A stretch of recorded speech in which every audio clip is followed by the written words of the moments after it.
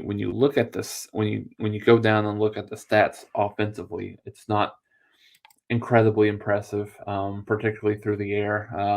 15 for 20, Dylan Gabriel is 15 for 26 for 148 yards, that one touchdown, and no interceptions. The one touchdown to Jalil Farouk there in the third quarter. Um, Running the ball, Oklahoma was actually really good running the ball in the first half, not quite as much in the second half.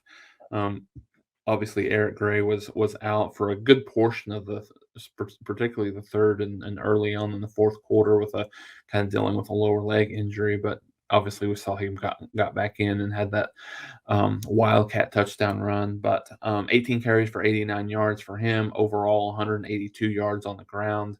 Um, in the game that had really almost had everything. Had a lot of turnovers.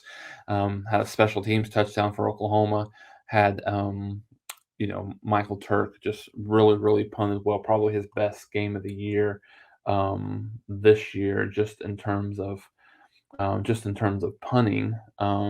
Had a long of 61, averaged 49.3 yards per punt, so really well. A couple of field goals by Zach Schmidt.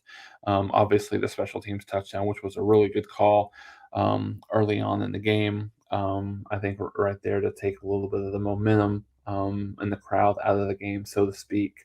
For Oklahoma, Jalil Fruit led the way for Oklahoma, 4 catches for 74 yards. Drake Stoops 3 for 34. Marvin Mims really just not quite sure had a couple of drops. Just probably was a little bit frustrated they weren't able to connect on any of those long balls. But just a very atypical performance from Marvin Mims. Just wasn't didn't seem to be couldn't get into the flow of the game, so to speak. So offensively, not quite as good of a performance as you would expect. But given exactly how good Iowa State's defense has been throughout this year, not just a terrible performance. They held um, they held Texas to 31. They lost, held Kansas State to 10, held Kansas to 15, I believe. So all in all, on the road, not necessarily a great game, but just okay on the offensive side of the ball. Nothing necessarily bad that I saw, but couldn't run the ball as well. I mean, I think not having Javante Barnes and who's clearly to me kind of taking over that RB2 spot for Oklahoma.